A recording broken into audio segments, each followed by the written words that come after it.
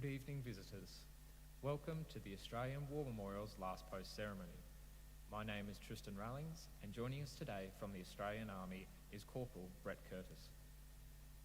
We warmly welcome the family of Private Harold Lancelot Douglas and those family members watching the live stream of this evening's ceremony from home. We welcome the veterans who have served, those that are still serving, and the families that love and support them. We acknowledge the members of RSL and Services Clubs Association, RSL Victoria and RSL Queensland who are watching the broadcast of this ceremony across Australia. During this evening's ceremony, wreaths will be laid at the base of the pool of reflection by family and visitors to the Australian War Memorial. If you are able, please stand for the National Anthem.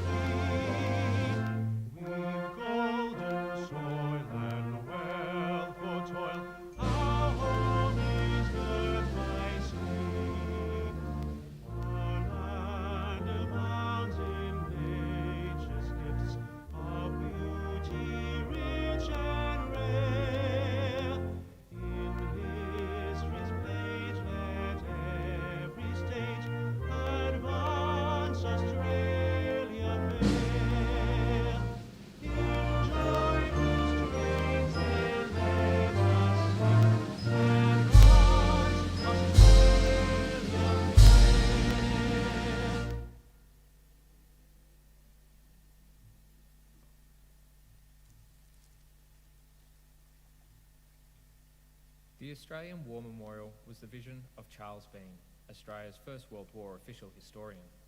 Bean landed with the Australian troops on Gallipoli and stayed with them at the front through to the end of the war. The idea of this national memorial and museum came to him at Pozières, France, in the depths of the bloody fighting of 1916.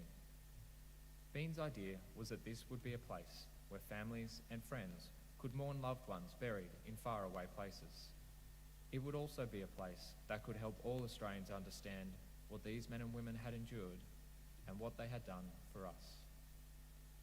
Bean's vision, to which we remain true, is best expressed as inscribed in the entrance to the memorial's galleries.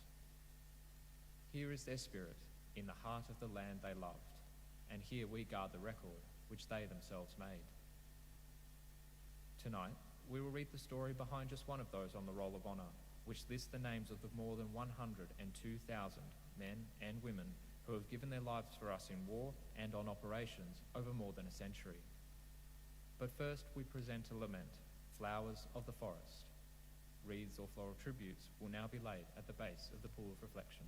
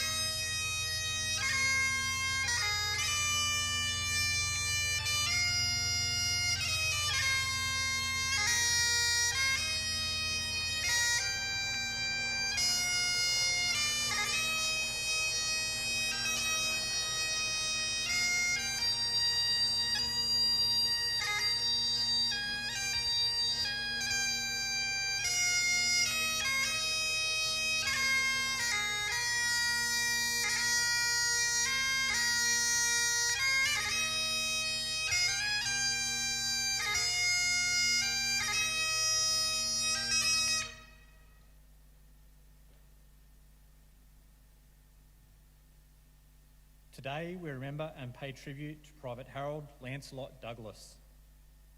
Harold Lancelot Douglas was born in April 1889 in the Sydney suburb of Marrickville, the son of Lancelot and Mary Douglas. When he was 9 years old, his parents divorced and he moved with his mother and two older sisters to Western Australia. Known as Algie to his family and friends, he attended Highgate Hill High School in Perth. After completing his woodworking apprenticeship, he moved to the small farming town of Wagen, southeast of Perth, where he worked as a wood machinist. In August 1915, Douglas travelled to Perth to enlist in the Australian Imperial Force. He trained at Black Boy Hill Army Camp for several weeks before embarking on the transport ship Ulysses in early November. When Douglas marched into the Australian Army training camps in Egypt, the last of the Australian troops had been withdrawn from the Gallipoli Peninsula after the failure of that campaign. He was one of a large number of new enlistees whose arrival allowed the AIF to effectively double in size. Each of these new units was made up of Gallipoli veterans and recent reinforcements from Australia, so that there were men in each unit with combat experience. Douglas joined one of these new units, the 51st Australian Infantry Battalion. In June 1916, the men of the 51st Battalion sailed to southern France and from there travelled by train to the Somme River in the north. In August, the battalion entered battle on the Western Front for the first time. Its objective was a trench line just south of a large farmhouse named Mouquet Farm that had been reduced to rubble by shelling. In the assault, the unit faced heavy German machine gun and rifle fire and lost over 300 men killed, wounded, or missing. It was forced to withdraw from the objective. On the 3rd of September 1916, the 51st Battalion once again assaulted the ruined farmhouse. On reaching the position, they discovered that deep cellars existed underground, and from these positions, large numbers of German soldiers emerged in a counterattack. Again, the battalion was forced to withdraw. This time, over 370 men killed, wounded, or missing. The battalion had lost 2/3 of its soldiers in less than a month. Douglas was one of the men presumed killed in fighting. He was 27 years old. Harold Douglas's remains were never found. His name is inscribed in the Villas Bretonneux Memorial in France, alongside the names of over 10,000 Australian men who were killed in the First World War and have no known grave. Early in 1917, a wounded man from the 51st Battalion told the Red Cross that he had seen Douglas killed at Mouquet Farm by machine gun fire. It was only in May 1917, 7 months after his death, that Douglas's family received official confirmation that he had been killed.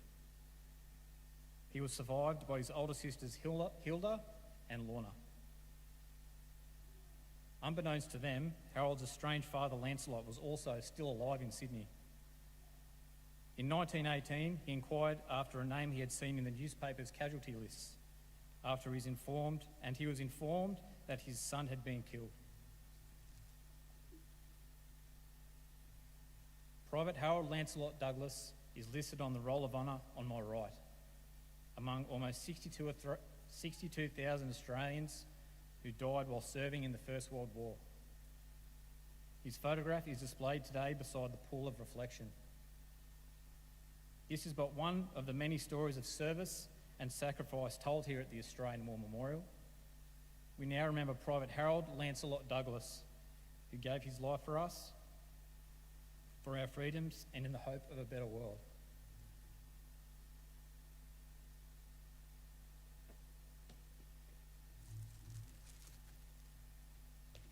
Please stand for the reading of the ode and the sounding of the last post.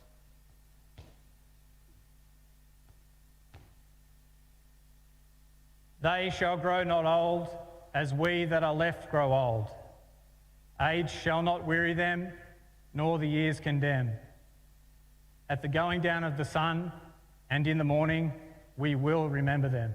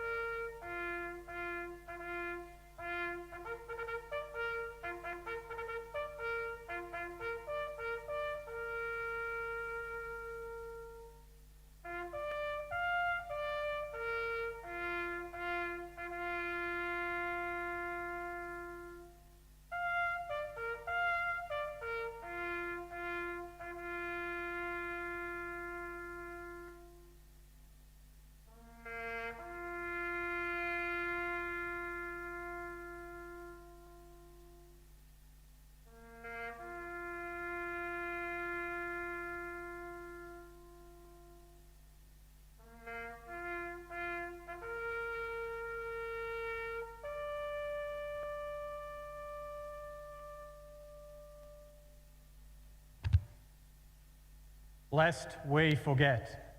lest we forget.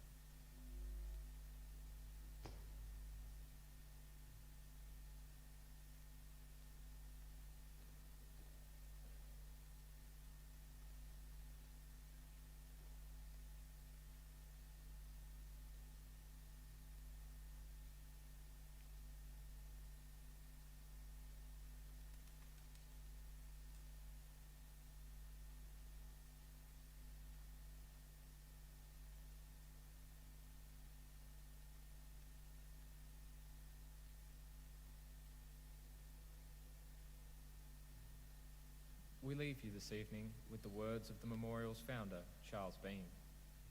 Many a man lying out there at Pozières or in the low scrub at Gallipoli, with his poor tired senses barely working through the fever of his brain, has thought in his last moments, well, it's over.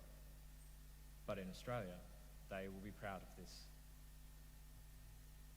Ladies and gentlemen, girls and boys, that concludes the last post ceremony. We thank you for visiting the Australian War Memorial and wish you all a very good evening. Thank you.